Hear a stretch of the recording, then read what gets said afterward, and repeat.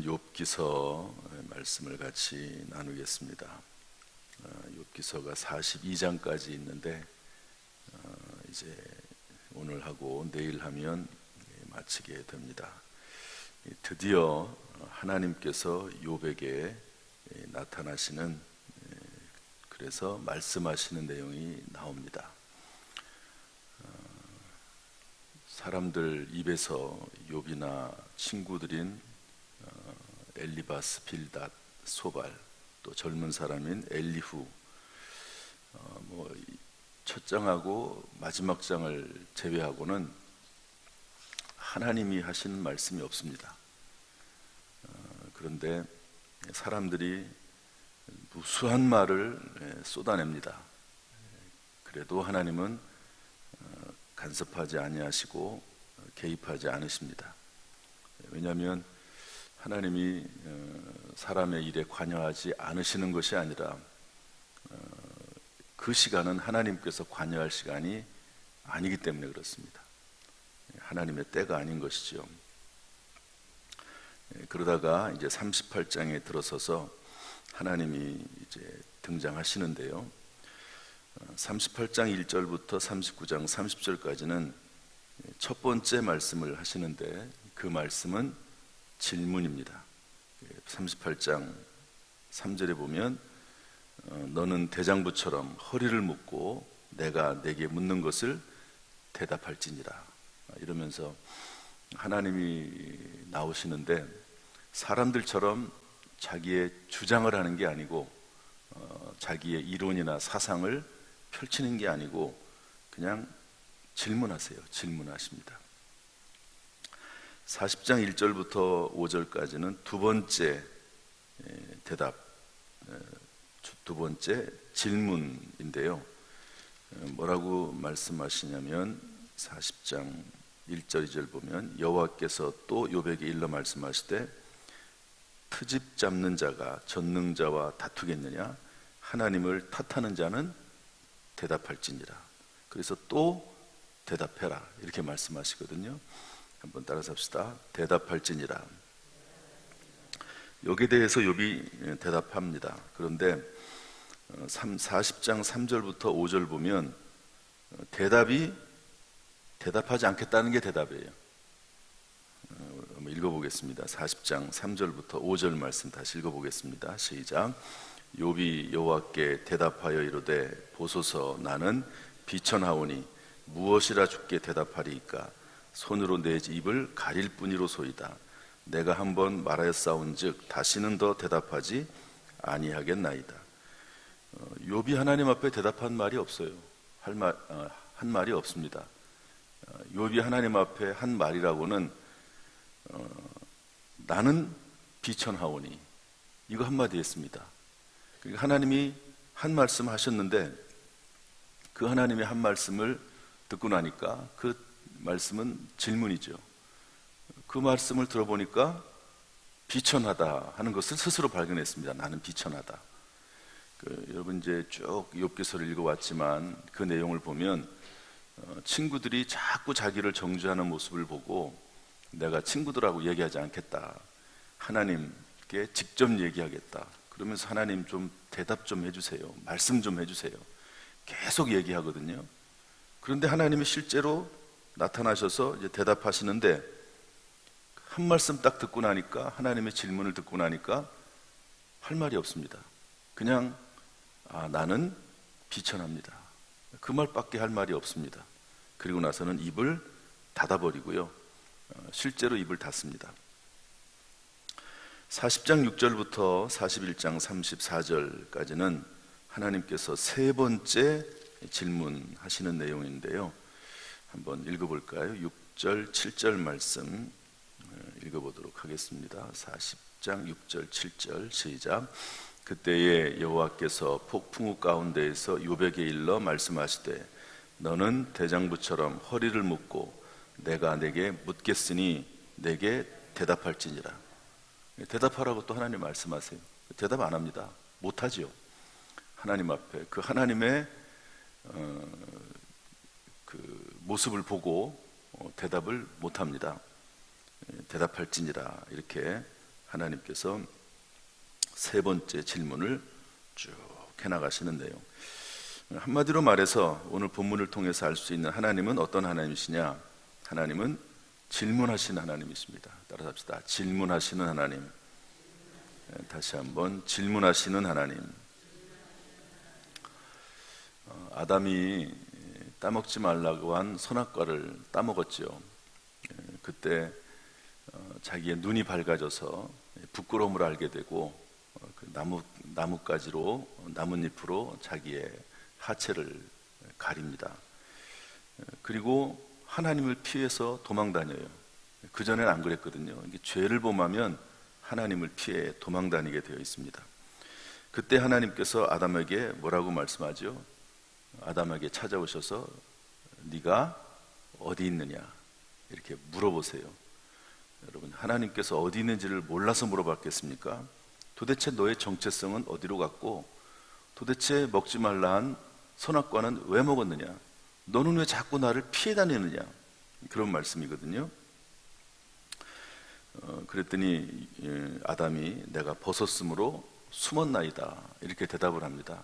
사실은 이것은 동문서답입니다. 하나님께서 말씀하시는 것은 어찌해서 너와 나 사이의 관계가 깨졌느냐 그러면서 이제 질문을 하는 건데 그 질문에 대해서 그냥 현상적인 답변만 합니다. 어쨌든 하나님께서는요 아담에게도 질문하세요. 네가 어디 있느냐? 아주 위대한 질문이죠. 우리 사람들에게 하시는 하나님의 위대한 질문. 네가 어디 있느냐? 예수님께서도 베드로에게 질문하십니다. 사람들이 나를 누구라고 하느냐? 엘리야라고 합니다. 무슨 선지자라고도 합니다. 그러면 너는 나를 누구라고 하느냐? 물어보세요. 너는 나를 누구라고 하느냐? 그랬더니 주는 그리스도시요 살아계신 하나님의 아들이십니다 라고 베드로가 답변하죠. 이것을 알게 하는 것은 하나님께서 너를 알게 하셨다. 너는 참 복을 많이 받은 사람이다 이렇게 말씀하지 않습니까?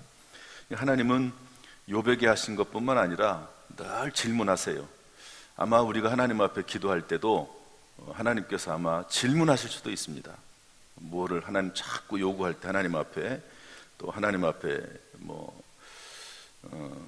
심지어 때를 쓰기도 하고 막 부르짖고 그럴 때 하나님께서는 우리에게 오히려 질문할 수도 있을지도 모릅니다. 어쨌든 오늘 전체적인 내용 가운데 보면 하나님은 질문하시는 하나님이신데 그 질문하시는 하나님의 그 음성을 들으면서 욥이 발견한 하나님이 세 가지가 있습니다. 첫 번째는 뭐냐면 우리 38장 4절 말씀 읽어보겠습니다. 사실은 이 말씀이 전체적인 내용인데요. 이 4절 말씀이 한번 읽어보겠습니다. 38장 4절 말씀 시작. 내가 땅에 기초를 놓을 때에 내가 어디 있었느냐? 내가 깨달아 알았거든 말할지니라. 이런 흐름으로 하나님의 답변은 계속 이어집니다. 내가 하나님이죠. 땅에 기초를 놓을 때 네가 도대체 어디 있었느냐? 근원 되신 하나님, 기초를 놓으시는 하나님, 근본 되신 하나님, 모든 것의 원리가 되시고 근본이 되시는 하나님. 그러니까 이런 하나님 앞에 할 말이 없죠. 사실은 이런 하나님을 바라볼 때 우리가 얼마나 비천한지 알 수 있는 것이죠. 저는 하나님 앞에 이제 이야기할 때 비천하다는 말을 제가 가끔 씁니다. 하나님 스스로를 표현하면서 비천하다고. 그런데 이 말을 제가 왜 쓰게 됐냐면요. 저는 이제 다른 분들의 설교를 이제 들을 때가 많이 있는데 이전에 주로 들었던 분이 이제 오카는 목사님 설교를 듣습니다. 돌아가셨죠. 그분이 본인에 대한 이야기를 할 때 비천하다는 말을 써요. 비천하다. 나는 천합니다. 나는 정말 부족합니다. 그런 표현을 쓰거든요. 그분이 어떤 분입니까? 우리 대한민국에 제자훈련을 처음 도입하신 분이시고 그리고 강남에 엄청나게 큰 교회를 목회하시면서 동시에 철저히 말씀 중심으로 가르치시고 목회하시는 그런 분이신데요. 그분이 하나님에 대해서 자기 자신을 표현할 때, 기도할 때마다 그분은 자기 자신을 비천한 자기 자신이라고, 비천하다고 그렇게 표현을 합니다. 제가 이제 그 말을 좋게 보는데요. 그래서 저도 이제 그런 단어를 많이 씁니다. 하나님 앞에 비천하다, 이렇게 발견할 수 있는 것이죠.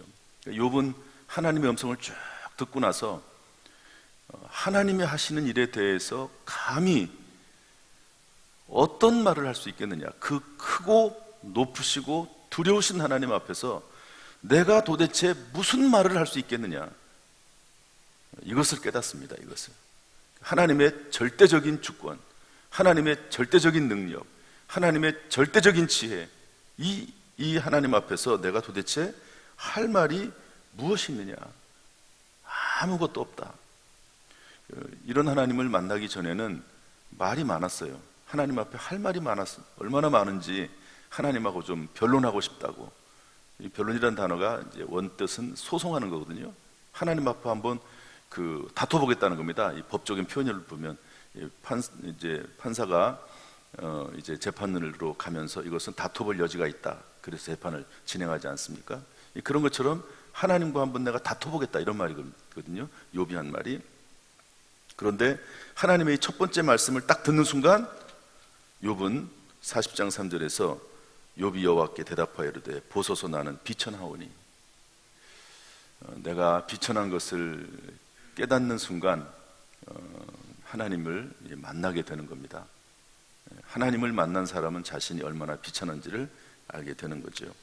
어쨌든 하나님은 그런 하나님인데, 그런 하나님을 눈으로, 지금까지는 귀로만 들었었는데 이제는 눈으로 보게 되었나이다 라고 말을 하고 있는 것이죠. 두 번째 하나님, 만난 하나님은 이런 하나님이십니다. 세 번째 대답할 때 이제 욥이 깨달은 하나님인데요. 40장 8절 말씀 읽어보겠습니다. 40장 8절 말씀 다 같이 한번 읽어보죠. 시작. 내가 내 공의를 부인하려느냐, 내 의를 세우려고 나를 악하다 하겠느냐. 이것은 공의 하나님을 만난 건데요. 네가 내 공의를 부인하려느냐. 제가 이 욥기서를 쫙 읽으면서 이 대답에 저는 욥의 심정으로 쭉 이제 욥기서를 읽어 나가잖아요. 그런데 저는 이 말씀을 듣고 하나님 앞에 굴복할 수밖에 없었습니다. 저는 이 말씀, 이게 무슨 말이냐면, 너의 의를 세우려고 나를 악하다 하느냐? 이게 무슨 말이냐면, 너는 네가 의롭다고 계속 주장하고 있지 않냐? 의롭다고. 친구들은 정죄하고 막 그러잖아요. 근데 욥은 계속 내가 의롭다고 그렇게 주장을 하거든요. 하나님 앞에 내가 정말 믿음으로 살았고 깨끗하게 살았고 이 정도는 아니다라고 계속 자기 의를 주장을 하는데, 하나님께서 뭐라고 그 욥에 대해서, 사실은 이게 질문이긴 한데 답변이기도 합니다. 정말 그 질문이면서 답변인 그런 내용인데요. 네가 그렇게 옳으면 그러면 내가 악한 거네, 이런 말이에요. 그 말이 그러면 내 의를 세우려고 나를 악하다고 하느냐? 네가 의롭다고 주장하면 주장할수록 이 모든 일을 지금까지 진행해온 내가 그럼 잘못된 거네? 이 모든 일은 내가 한 거야, 이 말입니다. 하나님께서 내가 지금 다 진행하고 있는 거예요. 내가 섭리가 있고 뜻이 있고 계획이 있어서 내가 다 하는 건데, 너는 자꾸 여기에 대해서 너는 의롭다고 주장을 하면 그러면 내가 악한 거네? 내가 잘못된 거네? 하나님 그렇게 말씀하시는 겁니다. 그러면서 너는 지금 너의 의를 자꾸 주장하지만 진짜 의는 나에게 있고, 그리고 나는 공의의 하나님이야. 내가 필요해서 이렇게 하는 것이고, 그리고 내가 원해서 이렇게 하는 것이고, 다 내가 계획이 있고 섭리가 있어. 이렇게 하나님께서 말씀하시는 겁니다. 그랬더니 이제 욥이 아무 소리도 못하죠. 공의의 하나님을 만난 겁니다. 근본 되신 하나님을 만나고 공의의 하나님을 만나는데요. 제가 이 말씀을 쭉 읽으면서 이 하나님의 답변을, 질문이나 답변을 들으면서 제가 마음에 또 깊이 들어온 내용이 하나가 있는데, 그게 뭐냐면 38장 4절입니다. 이 부분을 한번 좀 읽어보겠습니다. 38장. 이 전체적인 흐름 가운데 조금 그 분위기가 다른데 이 말씀은 중요한 말씀입니다. 38장 41절 말씀인데 다 같이 한번 읽어보겠습니다. 시작.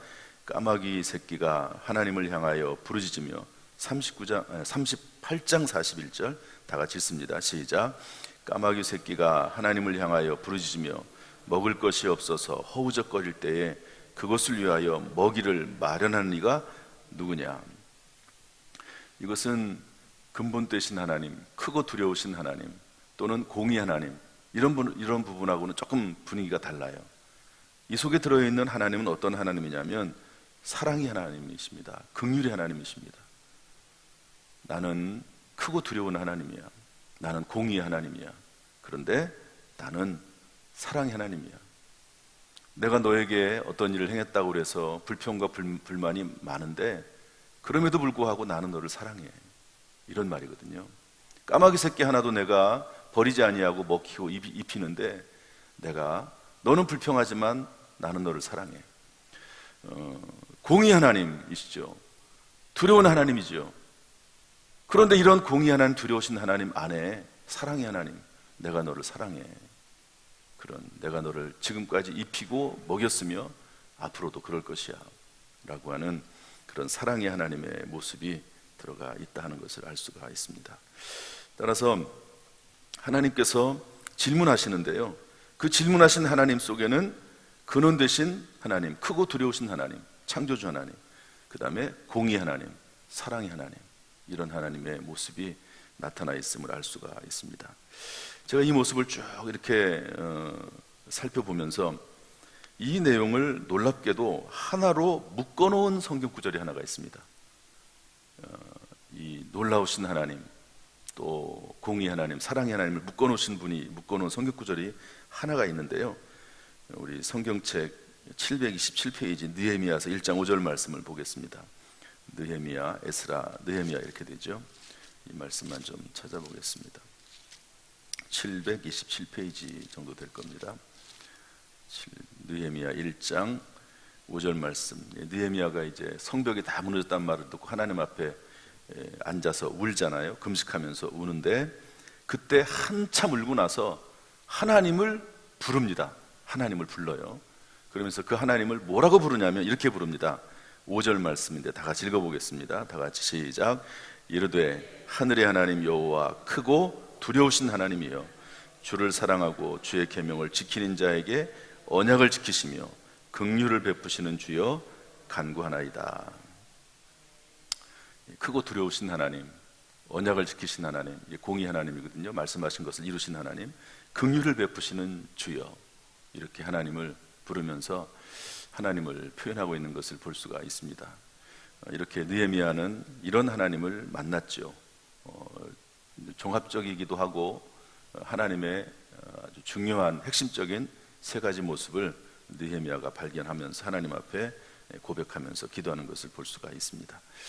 여러분의 하나님은 어떤 하나님이십니까? 여러분이 만난 하나님은 어떤 하나님이십니까?